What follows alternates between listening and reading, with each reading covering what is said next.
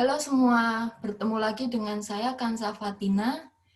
Di pertemuan kali ini kita bakal melakukan podcast bersama dengan guru biologi dari SMA Pogri 1 Yogyakarta, yaitu Ibu Maria Adriana Niken Ayu SPD.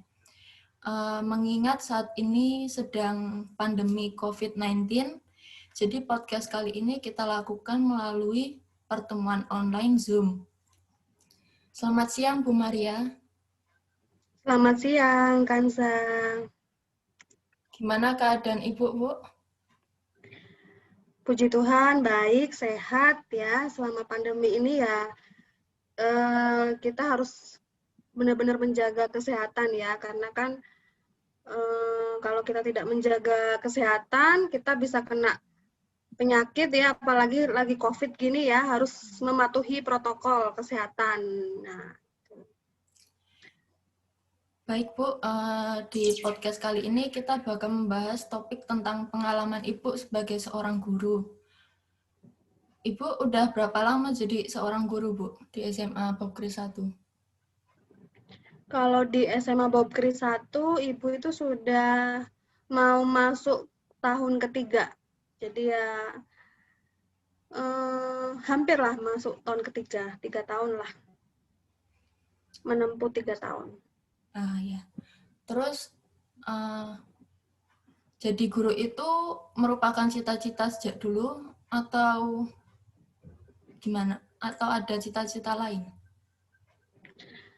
Sebenarnya waktu Ibu sejak SMA ya, kelas 3 itu kan memang harus sudah punya tujuan mau kemana. Nah, kebetulan Ibu tuh cita-citanya itu pengennya jadi dokter seharusnya, bukan guru. Nah, tapi karena waktu itu kan ikut SBMPTN sama SNMPTN itu gagal ya, masuk kedokterannya tuh gagal, ikut tes mana-mana juga ikut tes mandiri juga ya, sampai tes mandiri itu juga gagal.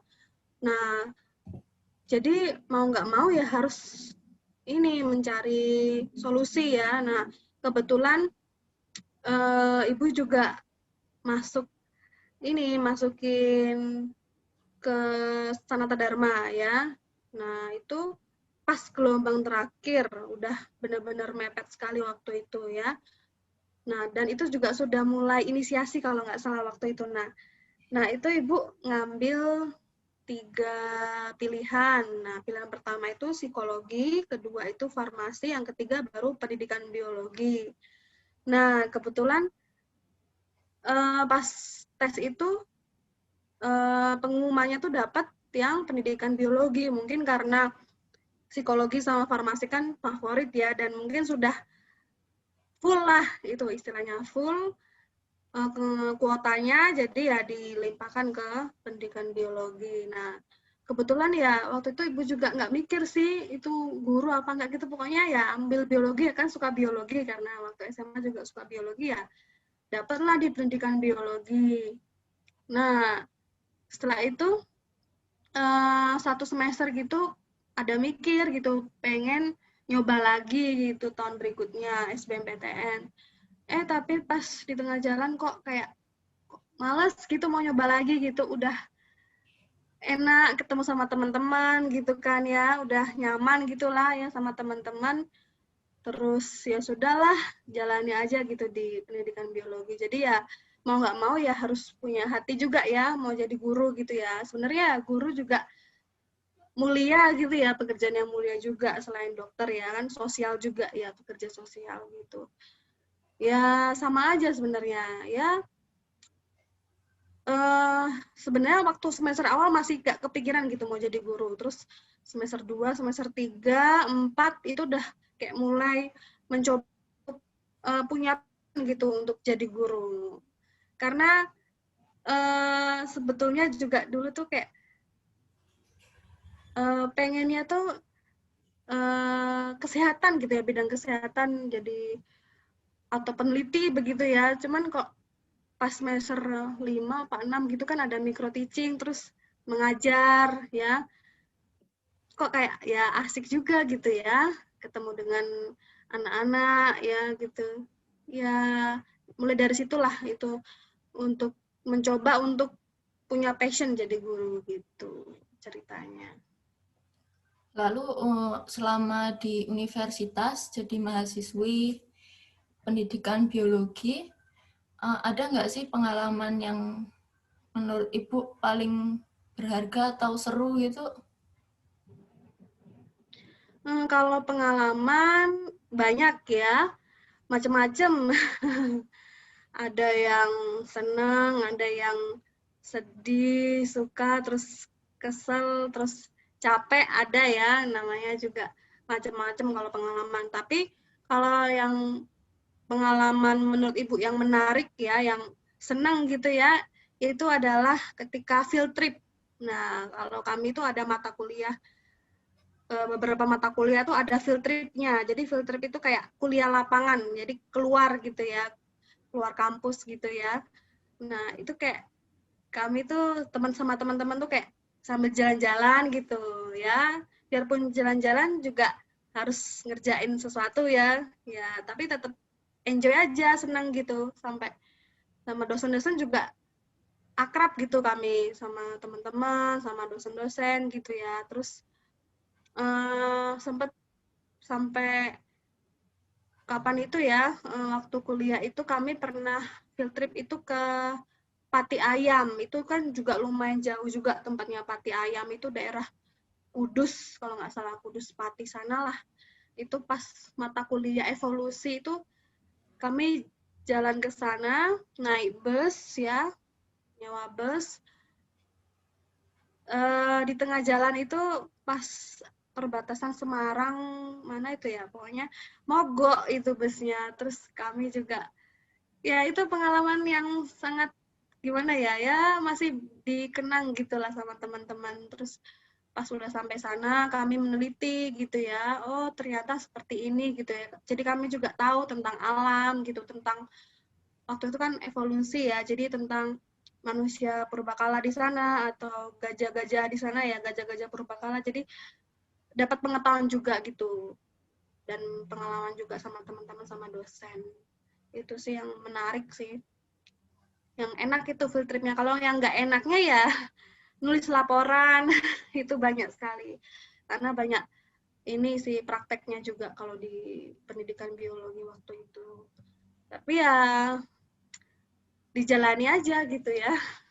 Nggak mau ya dijalani aja. Nanti selesai juga gitu. Iya. Uh, Kalau gitu, tolong dong Bu ceritain tentang keadaan atau pengalaman sewaktu mulai mengajar di SMA Bogri 1. Kalau pengalaman mengajar ya, pertama kali pas masuk itu ibu waktu itu diminta pertama kali mengajar di ini lintas minat malah waktu itu pas tahun 2019 kalau nggak salah itu ibu baru masuk di SMA Bogri 1 terus dikasih tugas untuk mengajar di kelas 12 bahasa kalau nggak salah ya itu pertama kali 12 bahasa.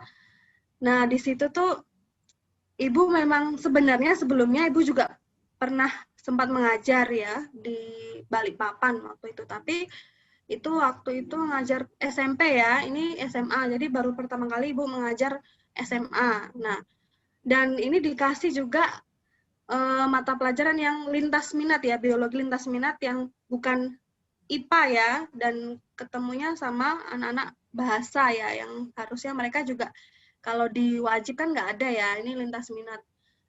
Itu awalnya tuh kayak takut, grogi gitu ya, takut salah kasih materi atau konsep gitu, terus gimana cara apa namanya pengelolaan kelasnya karena kan anak-anak kan beda-beda ya karakternya. Nah, apalagi ini anak lintas minat yang mereka tuh bukan mata pelajaran yang khusus gitulah.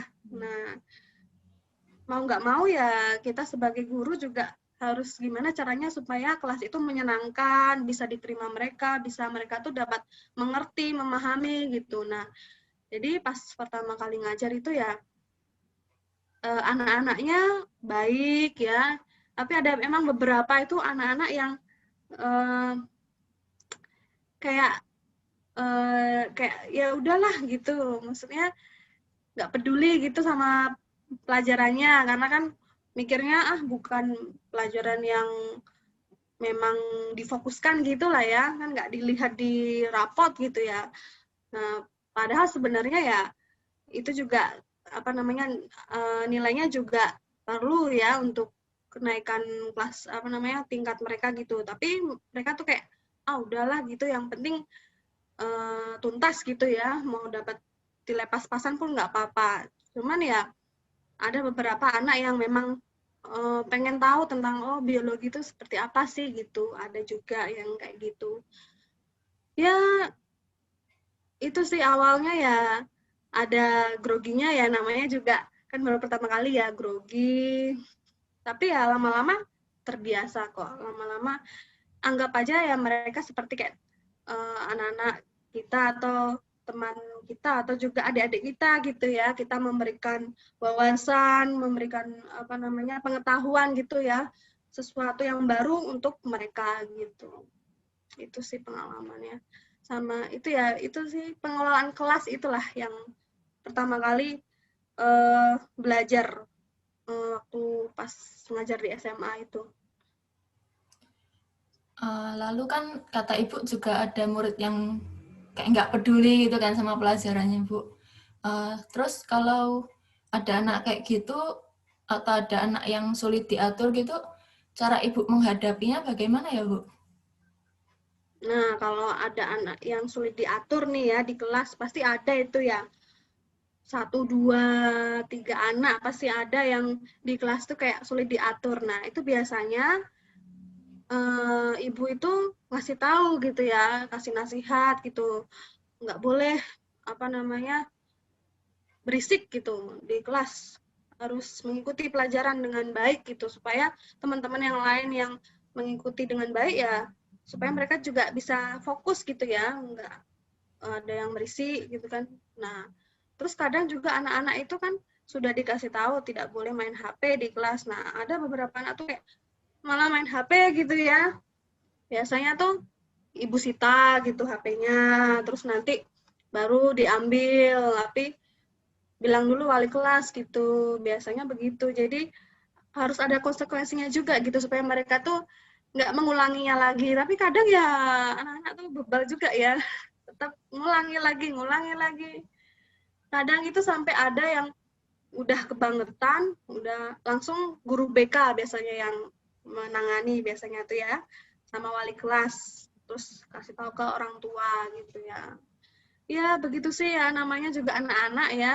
Kita sebagai guru juga harus tahu ya karakter-karakter masing-masing anak gitu ya. Ini seperti apa, latar belakangnya seperti apa. Karena kadang anak-anak yang seperti itu butuh kasih sayang biasanya itu. Jadi ada latar belakang yang ya yang membuat dia tuh seperti itu di kelas gitulah, di sekolah gitu ya. Caper lah, cari perhatian gitulah ya sama gurunya biasanya gitu. Ya makanya itu kita sebagai guru kan namanya kita orang tua kedua lah ya di sekolah gitu ya, untuk bisa namanya merangkul mereka yang anak-anak itu yang caper itulah ya, dengan kasih sayang harusnya. Kadang ada guru yang malah nambah-nambahi marah-marahi yang bikin dia tuh kayak sakit hati gitu ya.